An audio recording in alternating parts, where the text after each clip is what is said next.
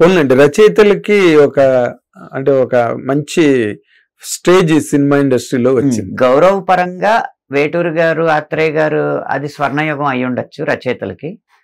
కానీ పారితోషికం పరంగా ఇప్పుడు జరుగుతున్నది స్వర్ణయుగం నా దృష్టిలో. అంటే డినామినేషన్ వాల్యూస్ లో బంగారం 2000 3000 ఉన్న టైంలో కూడా వేటూరు గారికి మంచి అమౌంట్లు ఇచ్చారు. అదేనండి బంగారం అదే కాసు 10,000 ఉన్న టైంలో 10,000 అప్పుడు 10,000 ఉండేది రెమ్యూనరేషన్స్. ఆ కాసు 15,000 వచ్చే టైంకి సీతారామ శాస్త్రి గారు 1,00,000 పెట్టారు. అప్పుడు మారింది, గేమ్ మారింది అన్నమాట. అదేలేండి. అంటే అప్పుడు శాస్త్రి గారు ఆ మాట అన్న టైంకి వేటూరు గారు కూడా లేరు. ఆయన వేటూరు గారు ఉన్నారు కాకపోతే అప్పుడు వేటూరు గారికి ఉన్న ఆర్థిక అవసరాల వల్ల ఆయన అన్ని రకాల బడ్జెట్లకి రాసేవారు. ఎవరు? వేటూరు గారు. అవును అవును. పెద్దవాళ్ళు పెద్ద సినిమాకి ఇచ్చేవారు, చిన్నవాళ్ళకి ఇలాగా. శాస్త్రి గారు వచ్చాక ఇంత ఇవ్వాలి కండిషన్ పెట్టేసి అని మొదలు. ఆయన చిన్న సినిమాకి పెద్ద సినిమాకి వేరియేషన్ లేదు. అప్పుడు అది ఇవ్వడంతో అమ్మో శాస్త్రి గారికి అంత ఇస్తుంటే వేటూరు గారికి ఎందుకు ఇవ్వకూడదని వేటూరు గారికి కూడా ఇవ్వడం మొదలైంది, పెంచారు అనమాట. ఇప్పుడు మీరు అదే పద్ధత? పెద్ద సినిమాకైనా ఒకటే, చిన్న సినిమాకి ఒకటే? అంటే పెద్ద సినిమాకి ఒక తీసుకుంటే చిన్న చిన్న స్లాబులతో చిన్న సినిమాకి తగ్గిస్తానండి. కానీ ఆ తగ్గించింది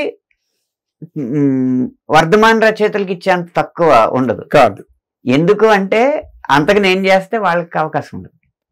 ఇది బాగుంది, నిజంగా బాగుంది, నిజంగా నిజమండి. రెండు ఇందులో ఒకటి స్వార్థం ఏంటంటే ఇప్పుడు నేను తక్కువకి చేస్తే పాటలు ఎక్కువ వస్తాయి కానీ ఎవరిని సంతృప్తి పరచలేను. రెండు, నేను తక్కువ చేసినప్పుడు నేను తక్కువకి వస్తున్నాను అన్న ఇది వచ్చినప్పుడు అప్పుడే మంచి కొత్త భావాలతో కొంచెం కొత్త పదజాలంతో రాస్తూ ఉన్న రచయితలకి అవకాశం ఉండదు కదా. చాలా చాలా గొప్ప మాట చెప్పారు. ఎందుకంటే ఇంకా అనంత శ్రీరామ్ గారే X వస్తున్నప్పుడు ఇంకా కొత్త రచయిత అవసరం ఏముంది? X/4 వస్తున్నాం అనుకోండి, మనం X/4 వచ్చేస్తుంది అనుకోండి, కొత్త రచయితకి అవకాశం ఉండదు. కొత్త రచయితకి అవకాశం కరెక్ట్. చాలా మంచి పాలసీ అది. ఈ యువతలో అంటే కొత్త వాళ్ళని బతికించే ఒక మంచి ఫార్ములా అది. అదే దీనికి అవతల కోణం కూడా. ఇప్పుడు నాకన్నా సీనియర్స్ వాళ్ళకి సడన్ గా రెమ్యూనరేషన్ పెరిగితే నాలో అసూయ పెరగదు, ఆనందం పెరుగుతుంది. ఖచ్చితంగా మన స్లాబ్ పెరిగిపోతుంది. వాళ్ళు సక్సెస్తోనో గొప్ప విజయాలతోనో రెమ్యూనరేషన్ పెంచుతారు. అది వాళ్ళ పూర్తి కష్టార్జితం. అది మంది వాళ్ళు అదే తాడు పట్టుకున్నాం కదా, వాళ్ళ తాళ్ళు లాగితే మనం కూడా ముందుకు వెళ్ళిపోతుంటాం. వాళ్ళు మిమ్మల్ని కూడా లాగేస్తారు. కరెక్ట్. ఇప్పుడు మీకు ఉన్న ప్రెసెంట్ సిచ్యుయేషన్ లో మీ ప్లేస్ అని చెప్పాలి ఆర్డర్లో? ప్రెసెంట్ కాదు సార్,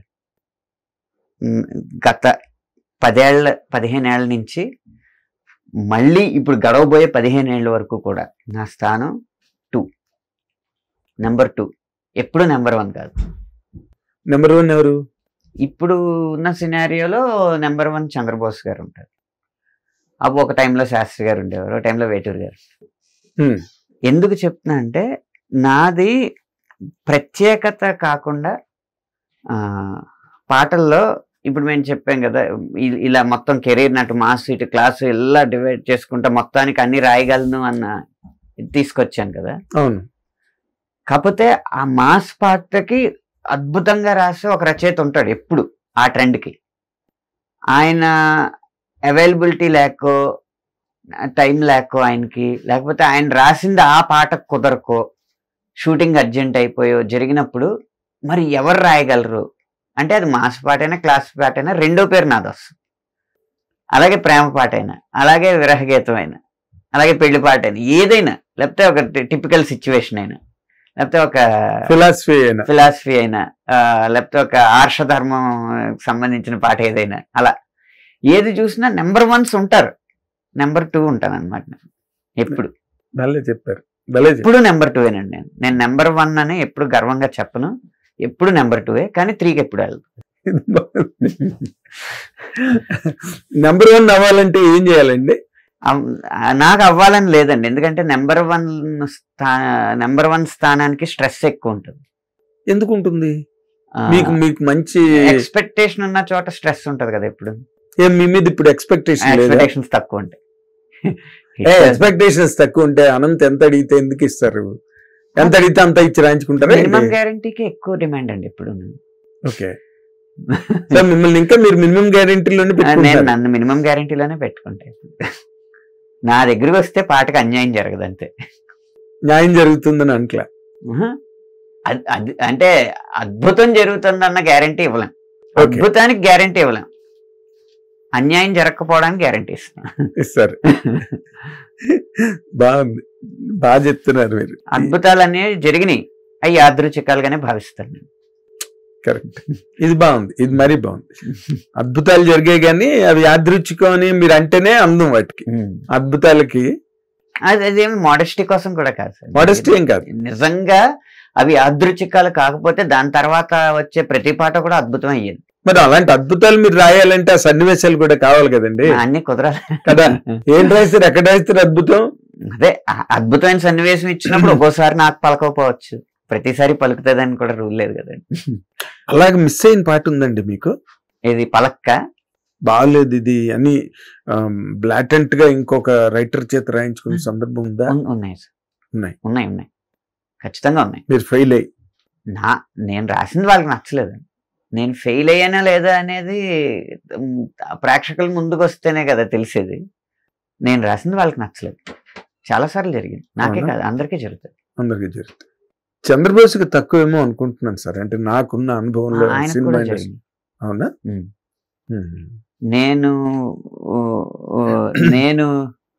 నేను రాసిన పాట నచ్చక ఆయన చేత రాయించిన సందర్భాలు ఉన్నాయి, ఆయన రాసిన పాట నచ్చక నా చేత రాయించిన సందర్భాలు ఉన్నాయి. ఒక చిన్న రచయితకి ఒక పెద్ద రచయితకి మధ్య కూడా ఈ సంఘటనలు జరుగుతాయి. ఆఫ్ కోర్స్ అది ఎందుకు జరుగుతుంది అంటే అప్పటి దర్శకుల విజ్ఞత మీద ఆధారపడి ఉంటుంది అంతే.